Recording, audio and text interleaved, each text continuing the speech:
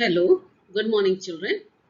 Today I'm going to start my physics lesson on the topic that is alternating current. But before that, I would like everybody to please listen to this inspirational thought.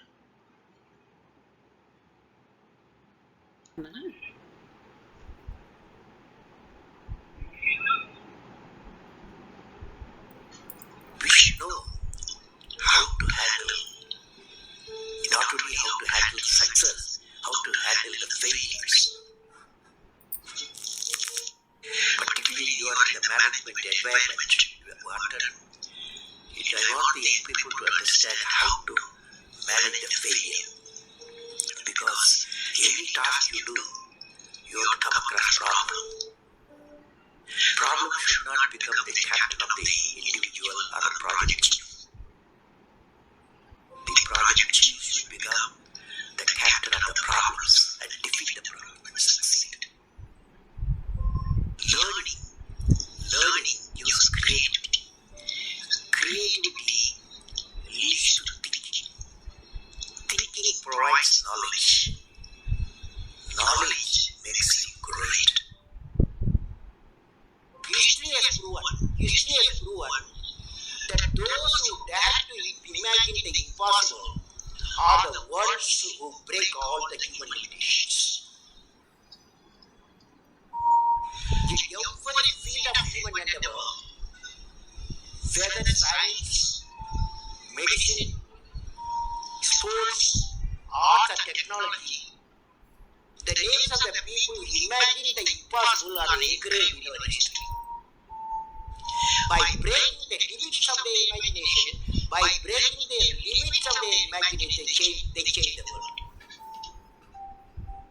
You take C.V. Raman, you take Newton, you take Einstein, you take Chandrasekhar. By breaking the limits of their imagination, they change the world.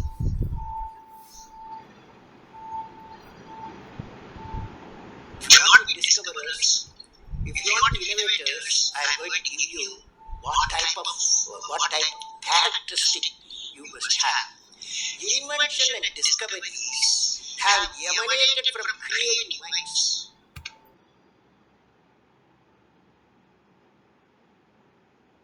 So, children, you have just now heard from our ex-president Dr. APJ Abdul Kalam ji about that inventions, inspirations are created by the creative minds. So you should have lot of creative mind to invent things. So today we'll start with the lesson. Next.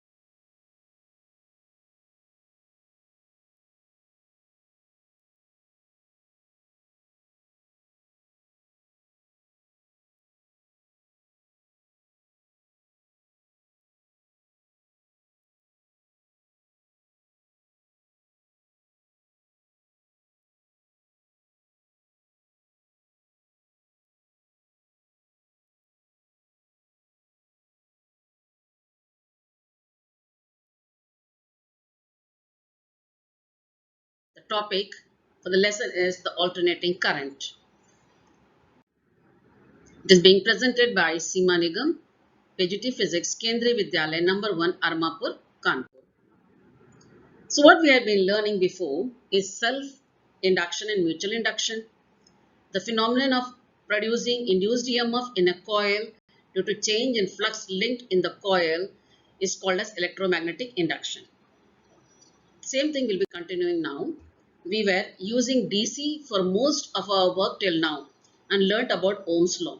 But now in present situation we need alternating current to run many things. Also it is easily transferable, convertible and so on. So today we'll be learning about this alternating current. So what is alternating current? Alternating current is that current which changes its magnitude continuously with respect to time and its direction changes periodically. How it is generated? So you know we have been generating electricity by different means. And every time for generating electricity we use a generator. So in the generator, as we have been learning, that when a coil is moving in between the magnets, field magnets, then AC alternating current is being produced. That is the AC generator. So same thing here also, you can see here the same thing, how it is being generated by using this generator, and of course how when we connect it to a cell, positive and negative, and you can see that the current is produced, and we can see that when from the cell we get a direct current, and from the generator, when instead of cell we are using an AC, and when we connect it to the generator we are getting the current. So AC generator, this is a small circuit diagram of the AC generator. You can see from this. This is the way you can look here. This is the cell, this bulb, this is the cell. Now cell is being connected directly to the bulb, and then we are getting the direct current here as it is given here. Same thing now in alternating current, here instead of the cell, no cell, we are connecting it to the turbine, that is a generator where the current is generated. Let's go now to the next slide. What is RMS value of current? RMS means root mean square values. Since voltage and current are always changing, we need some way of averaging out their effect. We use RMS values, that is root mean square. The RMS values are the DC values which gives the same average power output. And we represent Vrms as V maximum, that is maximum amplitude of voltage upon root 2, and IRMS, that is maximum current upon root 2, that is I maximum upon root 2. This is the expression for Vrms and IRMS. Now we have got three devices, that is capacitor, resistors and inductors. If we connect a capacitor in an AC circuit, what happens? So let us take an AC circuit. Suppose we have an AC circuit where we're connecting a capacitor. Then the voltage across the capacitor we know is of course given by I into XC.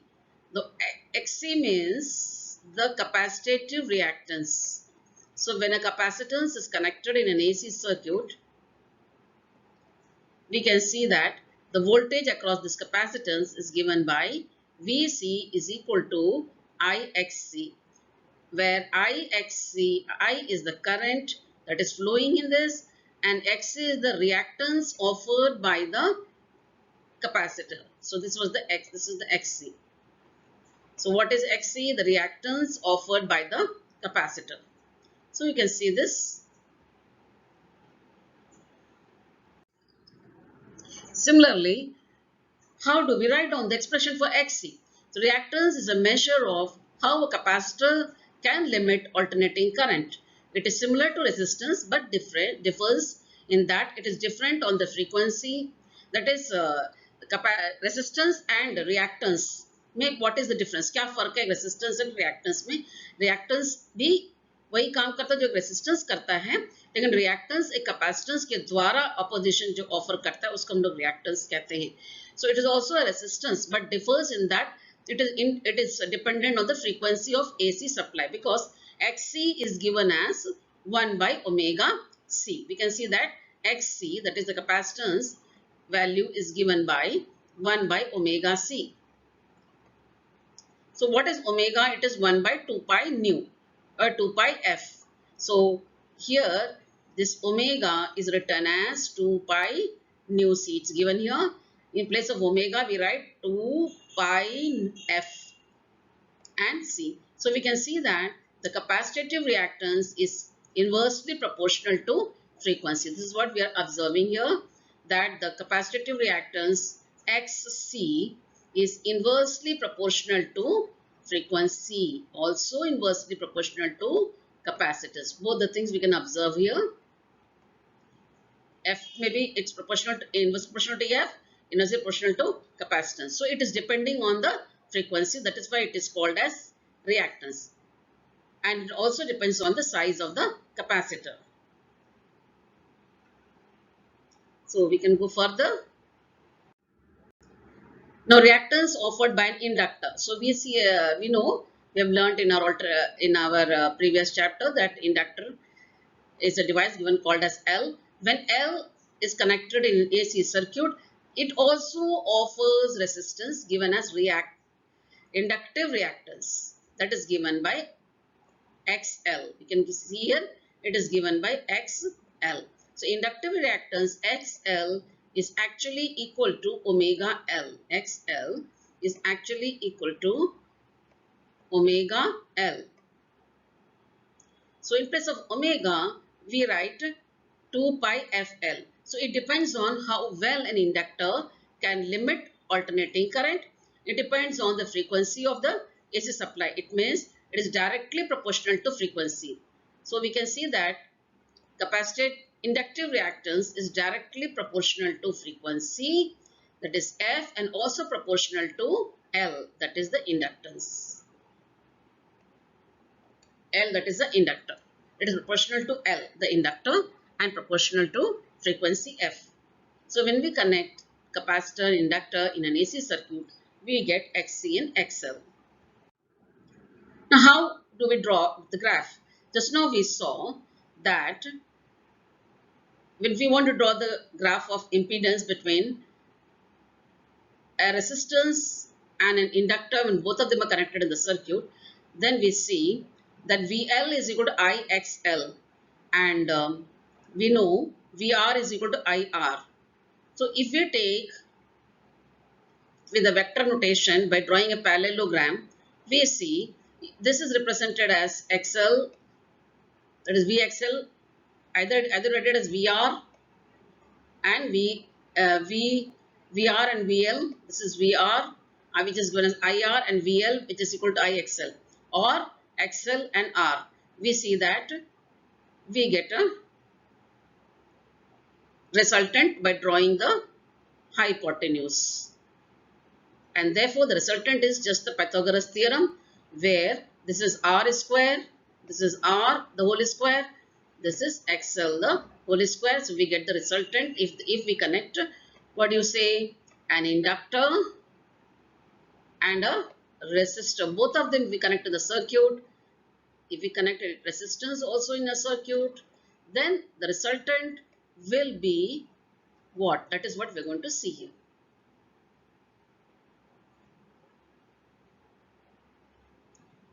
So I'll just rub this so that you can see clearly how the graph goes when we draw the graph between VL, VR, or XL and R. And the Z, that is the impedance that is being offered, is given by root of R square plus XL square. Now phasor relationship, that is the rotating vector of the electric field and the magnetic field. Here we are learning, the rotating vector of current and voltage. So how does the current and voltage vary? We can represent with the help of rotating vector when we connect a resistance in an AC circuit. So when we connect resistance in an AC circuit, we can see that voltage and current are in phase. That is, between them there is no phase difference. Both current is, if you take current along this, is given here, you can see, and voltage also across this. Then we can see amplitude of voltage is more. Then this is the amplitude of the voltage, and this is the amplitude of the current. Both of them are in phase, that is the phase difference between both is 0. Of course, the amplitude is VR is more than I, and this is the graphical representation. This is the vectorial representation, that both current and the voltage are in phase, so they are on the same line. Now we'll go to the next slide. I'll just rub this.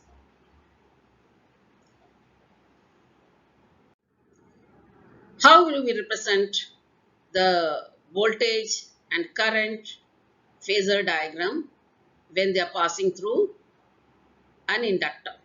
So whenever we connect an inductor in AC circuit, the current lags the voltage by pi by 2, or voltage leads the current. So supposing we take current along this axis, then voltage is leading the current, so it will be pi by 2 more. So voltage leads the current by pi by 2, or current lags the voltage by pi by 2. Since I am taking this horizontal axis constant and only rotating the voltage vector, so if we draw the voltage across an inductor, it comes out to be, it is 90 degrees ahead of the current. So if this is the current here, then the voltage across an inductance, since it is 90 degrees, so sine 90 is 1, so it will start from 1. And you can see the current and the voltage are having difference. This is the current, of course, passed.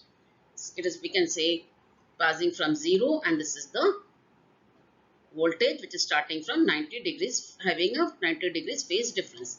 So this is the vector, this is the graphical representation of the voltage across an inductor given by VL. It's given here VL.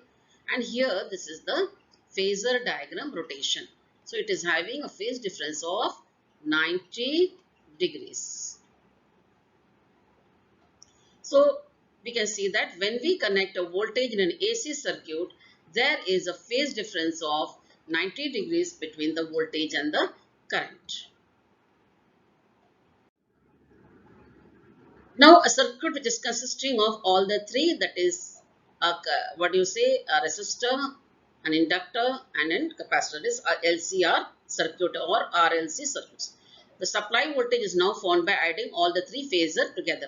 So when we are connecting a capacitor, what we see is, in capacitor voltage lags the current by pi by 2, and when it is lagging, since we took the current along the horizontal axis, the voltage across the capacitor is lagging, so it will be 90 degrees before. So this is 90 degrees lagging, or current is leading, means it is 90 degree more. So we'll have three vectors, one vector VC here, another vector VL, that is here of course, and another vector VR here. So there are three vectors. So since there are three vectors, what we'll do is we'll take VC along the upper side and write it as minus VC. So vector along this side, upper side now is VL minus VC, and the vector along horizontal side is just VR.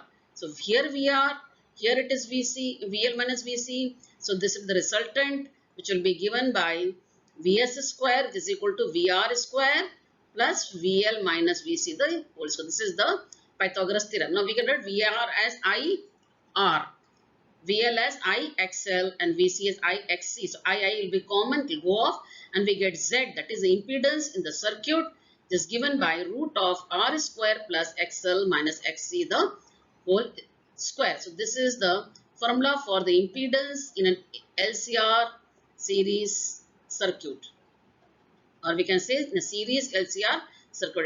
That is circuit consisting of all the three, that is a capacitor, a resistor. First of all, let us consider a resistor, and then let us connect a capacitor. एक capacitor connect करते हैं, और उसके बाद में एक inductor को connect कर देते हैं. तो जब तीनों को कनेक्ट करते हैं तो तीनों ही अपोजिशन देते हैं, तो उस अपोजिशन को हम लोग कहते हैं इम्पीडेंस. एंड इम्पीडेंस का फॉर्मूला कैसे निकालते हैं? फेजर डायग्राम ड्रॉ करके. एंड फेजर डायग्राम जब ड्रॉ करते हैं तो हमें मिलता है formula, that is Z is equal to root of R square plus XL minus XC the whole square. This is the circuit diagram. Go next. Resonance. Now, when is resonance caused? Resonance is caused, condition for resonance is always XL, you can see XL should be equal to XC. Then only resonance takes place. So, in the formula, we put XL equal to XC. We see what do we see? 2 pi nu L. Here, nu ki jagah F naught L. F naught L is equal to 1 by 2 pi F naught C. So, F naught is the resonating frequency. So, F naught square is equal to 1 by 4 pi square LC, or F naught is equal to 1 by 2 pi root LC. So, this is the formula for the frequency of AC. It is given by F naught, which is equal to 1 by 2 pi root AC. And at this time in the formula, when we put XL equal to XC, so we get Z is equal to R. That is purely resistive circuit, because XL becomes XL equal to XC, that becomes 0. So root of R square is just R. So we can say such a circuit is purely resistive. And since it is purely resistive, both the current and the voltage are in phase. That is, at that time, the phase difference phi is equal to 0. At that time, we can say phase phi is equal to 0 when we are taking a resonating circuit. So, in a resonating circuit, it is purely resistive. So, children, today we learned alternating current changes continuously with time and reverses direction in every half cycle. And we learned AC through resistor is given, then voltage and current are in phase, that is the phase difference is 0 degrees. And when inductor is connected in AC circuit, current lags the voltage by 90 degrees. And when capacitor is connected in an AC circuit, current leads the voltage by 90 degrees. And XC and XL are reactance and given as omega C and omega L. Resonance takes place when XL becomes equal to XC, and at resonance the impedance is purely resistive. Now some questions for practice. Define alternating current. Give the formula of IRMS and ERMS. What is the phase difference between when resistance is put in an AC circuit? What is inductive reactance? Give its formula. What is impedance? Draw phasor diagram of LCR circuit. And what is the condition for resonance in an AC circuit? So last but not the least, while ending the chapter, I would like to once again remind all of you, stay safe and stay healthy. Thank you very much.